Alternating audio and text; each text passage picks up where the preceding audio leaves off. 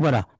Je ne sais pas si certains d'entre vous étaient au congrès géologique de Florence de 2004. Il y en avait parmi vous?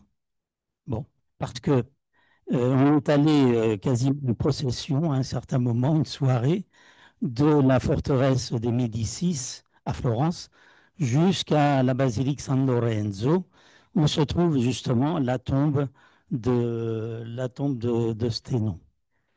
À ce moment-là, il était béatifié, hein, parce qu'il a été déclaré bienheureux en 1988. Et vous voyez sur sa tombe, il y a plein de petits billets qui sont des prières, en fait, des intentions pour qui le vénère comme bienheureux.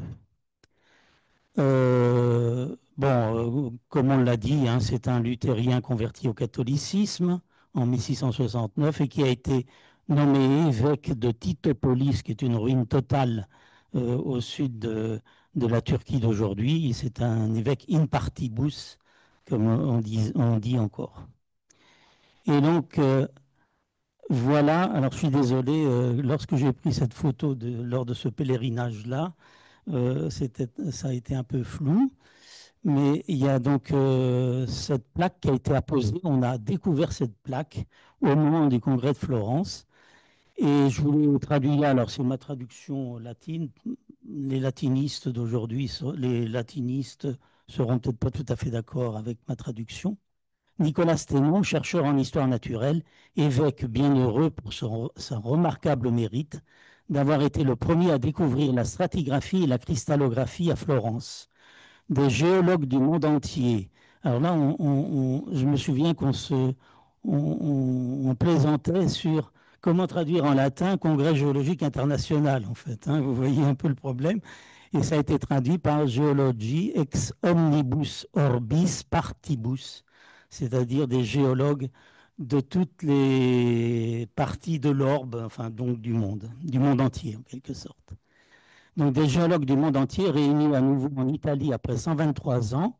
Ça fait référence au second congrès géologique de Bologne, qui était 123 ans auparavant. Donc se sont réunis pour célébrer lors de leur 32e congrès et lui rendre hommage avec gratitude en août 2004. Donc vous avez le droit d'aller, si vous allez à Florence, sur la tombe de Nicolas Sténon. Ses principales contributions, c'est simplement pour dire que je vais les prendre dans cet ordre-là. À la géologie, il y en a sans doute d'autres, mais bien sûr, on a beaucoup parlé de l'origine des glossopètres, et ce n'est pas dans le Prodromus, c'est dans un ouvrage qui est antérieur. Et puis ensuite, il y a bien sûr le principe de Sténon, dans le principe de superposition, dans le Prodromus. Et enfin, il a fait quelque chose sur la forme des cristaux, puisque les cristaux, c'était aussi des solides dans un solide, et qu'il a développé cet aspect-là. Et on lui attribue les prémices de la loi de constance des angles des phases des cristaux. Donc, je vais reprendre un par un chacun de ces aspects-là et me faire l'avocat du diable pour vous dire qu'au fond, une partie de ces concepts-là avait déjà été développée par d'autres. Alors, pour l'origine des glossopètres, vous voyez bien, vous connaissez ça, bien sûr. Voilà la planche principale de son ouvrage. Eh bien, là, c'est facile de faire l'avocat du diable parce que vraiment, Fabio Colonna avait bien décrit les glossopètres et bien compris leur origine, et bien avant, hein. Je vous présente ici Fabio Colonna, qui était donc un Napolitain, un membre de l'Accademia dei Lincei, vous voyez, qui avait été créée vers, alors j'ai peur de dire des bêtises, mais je crois que c'est vers 1610, et qui d'Acquasparta est allé à Rome, et on fait partie de cette académie-là qui est considérée comme la principale ou la première scientifique en Europe, dit-on. Donc on fait partie Galilée, on parlera de Péresque tout à l'heure, Colonna et bien d'autres. Le symbole, il y a un jeu de mots en italien. Lincei, c'est le lince, des argonautes qui avaient la capacité de voir à travers les murs et donc avaient une vision euh, perçante pour voir les réalités du monde. Et alors ça c'est avec un Y et avec un I, c'est le lynx tout simplement. Et donc c'est ce jeu de mots qui a servi à créer, à faire ce symbole-là du lynx. On a vu cette discussion ce matin. Bien sûr, Sténon n'a pas fait partie des Lincei pour la simple raison qu'elle a disparu, cette académie, vers 1650. Je suis désolé, je ne connais pas la date exacte, à la mort de Cassiano dal Pozzo qui s'en occupait. Et l'Académie dei Lincei d'aujourd'hui, je crois que Christian t'en fait partie, non? Ils t'en ont nommé, hein? Bon, malheureusement pour toi, n'a aucune filiation avec celle-ci, parce qu'il y a eu une interruption même de plusieurs siècles.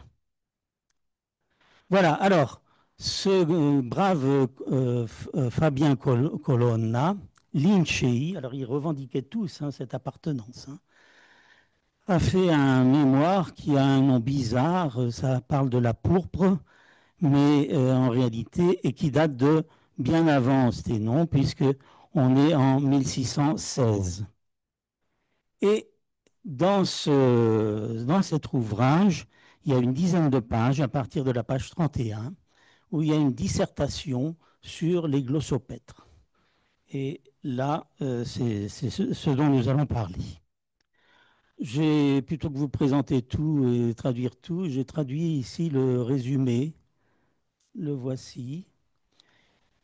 Et le traduire en français. Donc, il est ainsi démontré que les langues de serpent de Malte, souvent les glossopètres, on les appelait aussi la pierre de Malte ou les langues de Malte, parce qu'il y en a beaucoup à Malte, ou glossopètres, ne sont pas en pierre, comme certains l'affirment, mais en os, et que les dents de requin, alors c'est comme ça que j'ai traduit Carcarias, de l'amni, moi je pense que les lamis, c'est tout poisson. C'est pas un objet bien défini, ce sont des poissons monstrueux, mais souvent ça a été utilisé comme requin. La preuve, je vais vous revenir là-dessus. Vous voyez, lamiae, piscis caput, et puis là, ses dents. Eh bien, Sténon utilise ce mot pour désigner des requins. Donc, de l'ami, de chien de mer, qui est un autre nom de certains requins, et autres furent autrefois enfouis par la mer dans une terre fine et boueuse.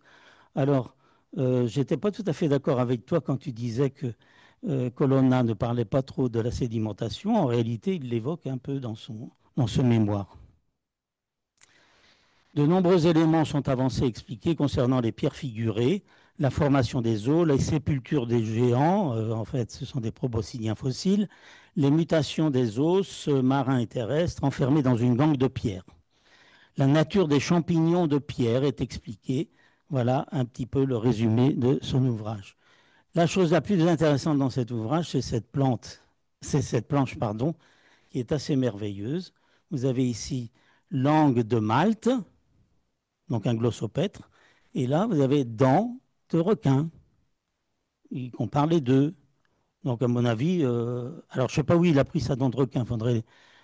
C'est pas très clair peut-être dans le texte où il faudrait le relire de manière plus attentive. Il ne parle pas que des dents de requin et des glossopètes. D'ailleurs, vous voyez qu'ici, il parle des champignons pétrifiés qui, qu'il dit être coralloides, c'est-à-dire en forme de coraux. Alors là aussi, il a bien identifié ce qu'on appelait à l'époque les champignons pétrifiés avec les coraux. Quelqu'un comme Peresque, par exemple, en parle aussi avec ce sens de coraux, en disant de manière assez amusante pour nous que les champignons pétrifiés ont les lamelles sur le dessus, tandis que les vrais champignons ont les lamelles sous le dessous. Voilà, donc pour moi, il n'y a pas de doute, et en plus, Sténon évoque ce mémoire.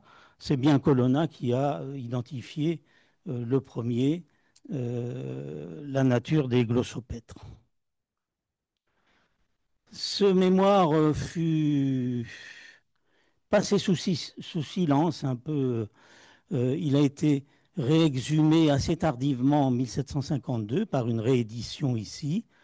Chez nous en France, il y a un dénommé Guyénot qui en a parlé en 1941, mais il y a surtout Hélène Berger qui en parle, qui consacre 3, 4 pages aux mémoires de Colonna et qui dit que les historiens ont un peu négligé ce Colonna dans l'histoire des glossopètres. Aujourd'hui, quand vous faites de la recherche, alors là, à peu près tout le monde le cite. Le- L'erreur initiale a été réparée, je pense, et en particulier sur Internet, on l'évoque de manière très, très abondante. Alors, deuxième, donc là, le rôle de l'avocat du diable pour cette première partie des glossopètres, il est facile parce qu'effectivement, je crois que Colonna a eu un rôle majeur et c'est pas vraiment Sténon qui a compris le premier, ce qu'étaient les glossopètres. Venons-en maintenant au principe de superposition dont on disait que c'était un axiome de la stratigraphie. Comme vous le savez, c'est paru dans le Prodromus en 1669. Alors, là, j'ai pris une figure comme ça. Vous connaissez bien sûr ce principe-là.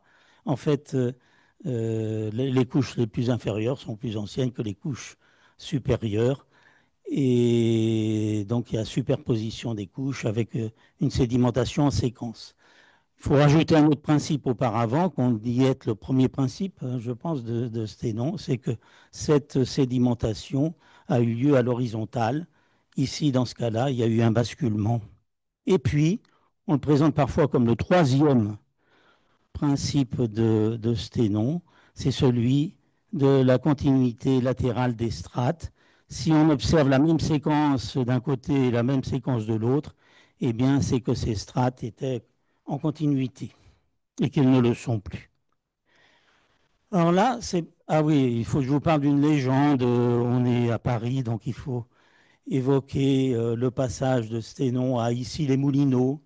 Il a vécu, ça c'est un fait historique, à Issy-les-Moulineaux, même peut-être pendant 2 années, hein, en 1665. Et on raconte des choses très curieuses, en particulier sur Internet, certaines vraies et certaines vraiment fantaisistes. Alors on sait qu'il aurait prononcé un discours sur l'anatomie du cerveau, où il distinguait le cerveau, la matière blanche de la matière grise, et que ça, il l'aurait fait à Issy-les-Moulineaux, à l'emplacement de cette maison de retraite d'aujourd'hui, mais c'est plus la maison de l'époque. Ça se trouve sur les coteaux qui sont au-dessus du Grand Séminaire, si vous connaissez ici les Moulineaux. Et on trouve aussi sur Internet des choses étonnantes. En tant que géologue, Nicolas Sténon décrivit les diverses couches de terrain du bassin parisien à ici, jetant les bases de la stratigraphie. Alors là, je pense que ceux qui ont écrit ça ont poussé le bouchon un peu loin. Je suis même pas sûr qu'on ait un seul manuscrit sur ce qu'il a observé à ici les Moulineaux. Il est vraisemblable néanmoins qu'il ait vu les strates justement sur les coteaux dont je vous parlais, parce que c'était peu construit à l'époque, et donc il y avait même d'anciennes carrières. Il est vraisemblable qu'il ait pu faire des observations, mais je pense que tout ça, c'est une légende tout à fait fantaisiste. C'est dommage d'ailleurs, parce que regardez la date, ce serait avant le prodrome de 2 ans, hein, s'il avait euh, eu l'idée à ce moment-là de ces principes. Alors, là, je me fais l'avocat du diable désormais. Il y a des gens auparavant qui avaient compris qui avaient au moins utilisé, sans les formuler, certains de ces principes. Alors, en particulier, il y a Peresque. Peresque, qui était aussi un lincéo, mais qui ne participait pas au débat parce qu'il vivait à Aix-en-Provence. Donc il était membre correspondant, si vous voulez, hein, on dirait aujourd'hui. Bah, peut-être comme Christian d'ailleurs, membre correspondant. Et peut-être que tu es dans le fauteuil de Pérez à l'Accademia dei Lincei. Bien, ce Pérez a écrit énormément de choses, mais sous forme manuscrite. Vous allez à la bibliothèque de Carpentras aujourd'hui, Limbertine, et il y a 140 volumes de manuscrits de Pérez. C'est quelque chose d'invraisemblable. Donc il a écrit énormément de choses, mais il n'a rien publié. Alors sauf un petit fascicule sur un trépied romain trouvé à Arles, si je me souviens bien, enfin quelque chose d'absolument inintéressant pour nous. Et pourtant, quand on regarde dans ces manuscrits-là, je peux vous dire qu'il y a environ bien plusieurs centaines de pages, bien un millier de pages qui traitent de nos questions géologiques. Alors, j'en ai extrait un manuscrit que voici, mais euh, en fait, la fin du texte, elle est au deuxième sous-sol, ici. Il parle des alignements parallèles des plus grandes montagnes, ensemble du rang et de l'assiette des bancs de rochers les uns sur les autres et du biais ou de la pente d'Isseux. C'est dans le manuscrit de Carpentras 1821 et c'est un autographe de janvier 1635, donc bien avant Sténon. Alors, on va faire des zooms sur ce texte-là. Le 20 janvier 1635, nous étant allés promener au-delà de la chapelle Saint-Marc. Alors, la chapelle Saint-Marc, elle se trouve à une dizaine de kilomètres d'Aix-en-Provence, dans la vallée de l'Arc, dans les gorges enfin, au sommet des gorges de l'Arc, hein, parce que l'Arc est une rivière qui a fait un petit canyon à cet endroit-là. Et regardez, il est avec Monsieur Gassen, dont on a parlé de Pierre Gassendi tout à l'heure. Ils étaient très amis, bien sûr, hein, qui lui avait un rôle à l'évêché de Digne, et Monsieur Gauthier. Alors, que font-ils? Ils observent depuis la chapelle Saint-Marc, ou disons près de la chapelle Saint-Marc, ils observent les couches de terrain, ce qu'ils appellent les bancs de pierre. Ils les observent de part et d'autre de la gorge, de part et d'autre du canyon. La suite du dos du Montaignier, qui est la montagne qui est en face, si vous voulez, montre d'avoir été continue au-delà de la rivière de l'Arc et jointe autrefois au rocher où est bâtie la chapelle de Saint-Marc. Alors là, il comprend qu'il y a continuité des couches entre la rive qui voit en face et la rive où ils sont. Et qui continue encore plus loin. Ça, comment ça va encore au-delà de la chapelle Saint-Marc. Car les divisions des bancs ou des veines des dix rochers et la pente même, alors c'est le pendage, hein, la pente même que prennent les dites séparations de bancs, alors il y a des périphrases qu'il faut savoir analyser, séparation de bancs, ce sont les joints de stratification pour nous, hein, bien sûr, répondent d'un côté de la rivière à l'autre. Donc il y a symétrie sur les deux rives, hein, celle de la chapelle Saint-Marc où ils sont et celle du Montagnier. Alors comment est-ce qu'il interprète ça? Donc, ça, c'est le principe de continuité des strates dont on a parlé tout à l'heure, hein. Comment interprète-t-il ça? Eh bien, ça c'est sédimenté. Les couches de manière continue se sont sédimentées. Ce sont des terrains marins pour lui. Lui a absolument aucune hésitation sur l'origine organique des fossiles. Peresque a toujours défendu l'origine organique des fossiles. Même les fossiles pas faciles, comme les ammonites ou les nautiles, il dit il doit bien y en avoir quelque part dans une mer dans les Indes orientales. Donc, même si ce n'est pas dans notre Méditerranée, c'est bien organique. Donc, il y a un dépôt marin, les couches se superposent. Là où il est en retrait par rapport à Sténon, c'est sur cette affaire-là. Il pense que les couches se sont déposées avec leur pendage actuel. Il n'imagine pas, et là il y a un cap conceptuologique qu'il n'a pas franchi, hein. Il n'imagine pas un dépôt à l'horizontale, puis un basculement ensuite. Il pense que tout s'est sédimenté avec le pendage actuel. Et puis, qu'est-ce qui se passe ensuite? Ces terrains ont été rongés ou entamés par quelques courants d'eau de grande force et compétence, soit du temps même que la brèche par où la rivière de l'Arc traverse le Montéguet a été faite, ou longtemps auparavant. Donc, il invoque une incision de la rivière. Mais c'est pas tout à fait, c'est pas tout à fait notre esprit moderne néanmoins. Ceci ne peut donc avoir été fait que du temps que tous ces rochers n'étaient pas si endurcis qu'à présent, ou tandis qu'ils étaient encore tendres ou possible bien mous, soit comme argile ou comme terrain pétri fraîchement. Probablement esclave d'une chronologie courte, il devait expliquer cette incision, non pas sur des millions d'années, mais sur quelques siècles. Alors, je pense que là, on a à peu près, il ne les a pas formulés, les principes de Sténon, mais il les a utilisés. Il a utilisé nos trois principes, non, non, pardon, deux de nos trois principes. Il y a quelque chose qu'il ne maîtrisait pas, c'était la pente. Il n'imaginait pas le basculement. Alors, un autre exemple, qui est encore un peu plus ancien, puisqu'il date de 1622, ce sont les étages de Pierre de l'Ancre. Alors, certains d'entre vous connaissent cet affleurement-là, je pense à Pascal, parce qu'on l'a visité lors du congrès de l'Indigéo en 2022.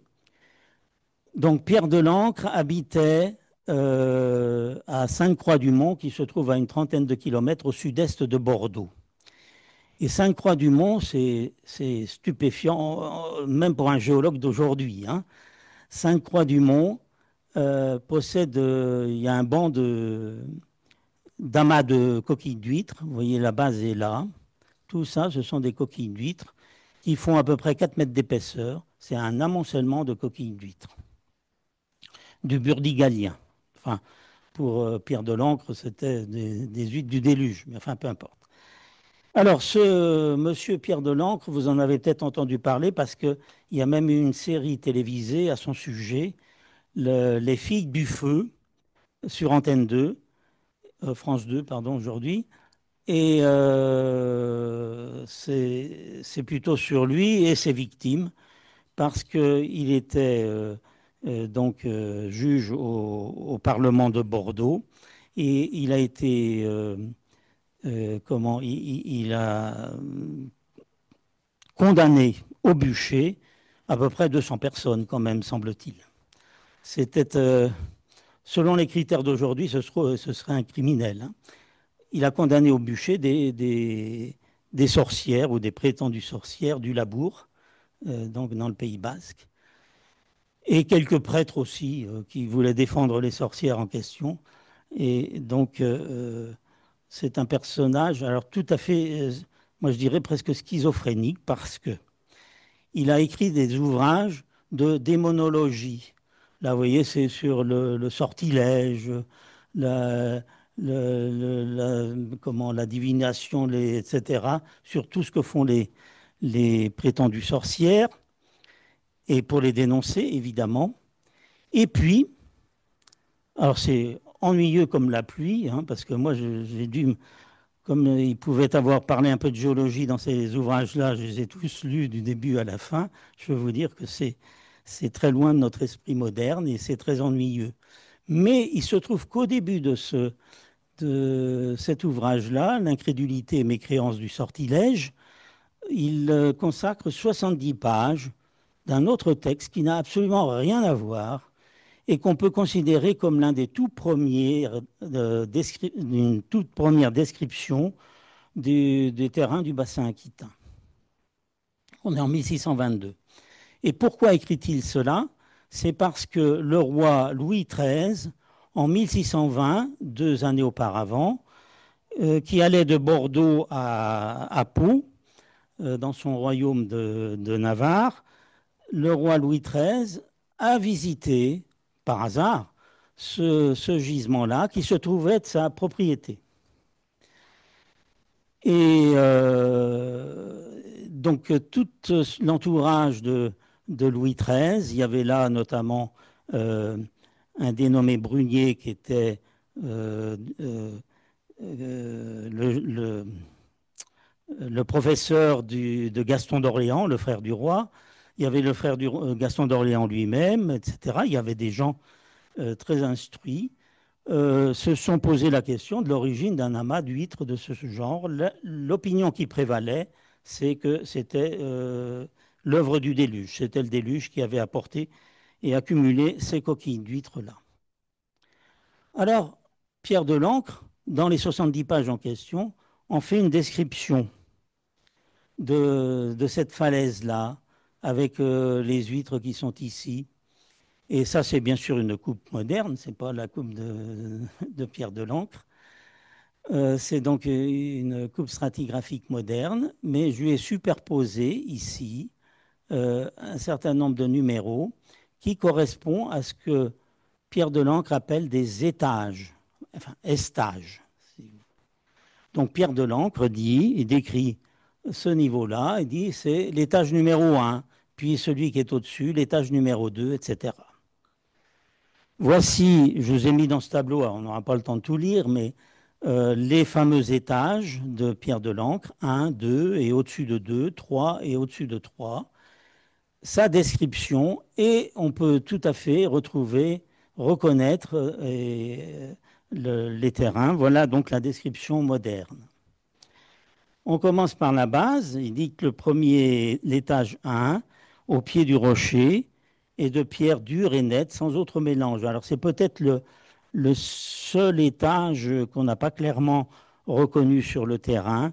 Il semblerait que près du ruisseau qui est en bas, il y ait quelques niveaux de calcaire fluvio-lacustre à Planorbis de l'Oligocène, mais il n'est pas clair que ce soit vraiment ça qu'est vu Pierre de l'Ancre. Le second étage, en revanche, est très facilement reconnaissable et sur le terrain aujourd'hui encore, parce qu'il contient des petits limaçons entortillés. Et le voilà. Vous voyez les petits limaçons entortillés que Tertullien appelle les buccinés. Donc on a ces empreintes-là, et ça c'est des photographies de ce niveau de base de la falaise de Loubins à Sainte-Croix-du-Mont. Au-dessus, donc ça c'était l'étage numéro 2, et au-dessus de ce 2, donc que j'ai appelé 2 bis, il y a une couche de pierre dure, après se trouve une grande levée, et en effet c'est la falaise elle-même qui fait jusqu'à 15 mètres de haut, où on trouve des grès à stratification oblique entrecroisés, et quelques scutelles, c'est-à-dire ces oursins aplatis, vous savez, euh, qui permettent de dater ça du burdigalien. Enfin, le troisième étage, et c'est celui qui est le plus célèbre, c'est un étage d'huîtres amoncelées, et c'est la fameuse couche que voilà, hein, il y a 4 mètres d'épaisseur ici, sur plusieurs centaines de mètres latéralement à Sainte-Croix-du-Mont, d'huîtres amoncelées. Et c'est ça qui intriguait Louis XIII et sa cour en quelque sorte. On sait aujourd'hui que c'est fait d'Ostrea Aquitania et que c'est du burdigalien. Et ensuite, en haut, eh bien, le sommet de la falaise est fait d'une couche indurée où il y a encore quelques coquilles d'huîtres. Et c'est ce qu'il décrit ici. Alors, en voyant ça, moi, je me dis que, bien sûr, il n'a pas énoncé le principe de superposition, mais il ne pouvait pas ne pas l'ignorer. En énumérant les couches les unes après les autres, il avait intériorisé, il avait adopté et utilisé le principe de superposition 47 ans, pardonnez-moi, 47 ans avant qu'il ne soit énoncé par Sténon. Et de même Peiresc, qui conçoit la continuité latérale des bancs. Alors pourquoi je vous raconte toutes ces histoires-là? Eh bien, c'est que on sent bien qu'avant Sténon, même si les gens n'ont pas énoncé les principes de Sténon, certains d'entre eux les avaient en tête, en fait, et les ont utilisés. Le fait pour Pierre de l'Ancre, hein, le fait de parler d'étage, ça implique une accrétion vers le haut. Une maison, on commence par le bas et puis on construit les étages avant d'arriver au toit. Et il y a un autre argument qui plaide dans ce sens, c'est que quand il raconte dans ses 70 pages le parcours de Louis XIII et de sa cour, de son entourage, Louis XIII est parti du haut du plateau et descendu la chapelle troglodytique qu'on a vue là, et puis dans ce qu'il appelle l'allée des Fontaines, et puis il a pris le bateau à la Garonne qui est en contrebas. Donc il est allé de haut en bas, pardon. Il décrit ce parcours-là, et ensuite il revient pour dire voilà ce qu'ils ont vu lors de leur parcours. Mais il le décrit dans l'autre sens, de bas en haut, comme on le ferait aujourd'hui, comme le ferait aujourd'hui un géologue moderne. Voilà, troisième argument pour lequel je me fais l'avocat du diable, c'est la constance de la forme des cristaux. Ça, c'est la planche du Prodromus. On a vu, Philippe, tu nous as montré la partie qui est en dessous, là, sur les couches de Toscane. Ça, c'est la partie qui montre la forme de différents cristaux. Alors, il a parlé en particulier de la forme du quartz et de la magnétite, hein, si je me souviens bien. Hématite, pardon. Et à demi-mot, eh bien, on peut dire, et ça, on doit lui rendre ça, qu'il a perçu la loi de constance des angles des cristaux, c'est-à-dire que les faces peuvent être plus ou moins développées, mais les angles entre les faces sont constants pour une espèce donnée. Et cette loi-là a été énoncée formellement bien après lui, en 1783, par Romée de Lille. Et voici la citation de Romée de Lille. Mais il est certain que Sténon l'avait perçu dans son prodrome à la fin. Néanmoins, d'autres avant lui l'avaient aussi perçu, je pense qu'on peut le dire. Alors, je vais vous parler en particulier de Gassendi, qui, toujours dans les manuscrits de Carpentras, là, des 140 volumes, euh, on a les lettres de Gassendi à Peiresc, de Peiresc à Gassend, etc. En 1635, voilà ce qu'il écrit. C'est gros solide. Alors, il faisait des expériences sur la cristallisation des sels, du sel marin ou de l'alun. Donc, ces gros solides, soit cubiques, soit octaédriques, ou autres, sont tous composés d'autres moindres, de même figure. Alors, c'est là où je suis peut-être un peu de mauvaise foi dans mon plaidoyer, parce que même figure, est-ce que ça implique la loi de constance des angles? Je ne sais pas trop, hein, mais bon. Mais il y a mieux quand même. Et ceux-ci, donc ces gros solides, d'autres moindres, jusqu'à la résolution de si menus qu'ils sont presque insensibles et toujours figurés de même, dont je conclus que ceux-ci se vont encore résolvant jusqu'aux atomes, qui par quelque sorte de nécessité doivent être de la même figure. Alors voilà Gassendi, atomiste, hein, et on peut diviser les cristaux jusqu'à l'infini, et puis on aura les atomes qui, par la force des choses, doivent avoir la même forme. Ça, c'est les prémices du concept de la maille élémentaire de René Justavi, on est d'accord. Donc ça, c'était bien avant Sténon et bien avant Avis encore plus. Gassendi de 1641, ça c'est dans son livre sur la vie de Peiresc en latin, je vous l'ai traduit ici, des pierres rhomboïdales de calcite, déterrées sur le territoire d'Orient, qui est en Provence, sont admirables en ce que si on les détaille en parties menues, c'est-à-dire si on les casse, chacune des particules conserve cette figure rhomboïdale. Vous vous souvenez de l'expérience de Havy qui laisse tomber le cristal de calcite? Eh bien, je crois que Gassend l'a fait bien avant. Donc, ces gens-là avaient des idées sur la maille élémentaire, c'est beaucoup dire, la loi de constance des angles, plus ou moins. Enfin, c'est figuré d'eux-mêmes, c'est peut-être pas très précis. Et puis, il n'y avait pas que les Français, c'était dans l'air du temps. Voilà un extrait Guglielmi, 1688. Alors c'est quelques années après le prodrome, hein, quand même. Si donc tous les cristaux de sel ont chacun une forme spécifique à leur espèce, je vous ai traduit là de l'italien, hein, une forme spécifique à leur espèce et que ceux-ci peuvent être ou sont composés d'autres cristaux plus petits et similaires, il en résulte que les parties indivisibles de la matière, donc les atomes, sont dotées d'une forme qu'elles ont acquise dès leur formation. Là, ça ressemble bien à du avis, ça aussi, hein. Voilà, conclusion. Alors, je suis avocat du diable repentant, comme tous les avocats du diable qui instruisent ce genre de procès. Sténon est évidemment l'un des pères fondateurs de la géologie. On peut quand même, et c'est pas moi qui vais avoir l'outrecuidance de dire le contraire, hein, bien sûr. Donc c'est clair, mais il faut bien admettre, et je crois que c'est une conclusion qu'on peut adopter presque pour toutes les idées scientifiques.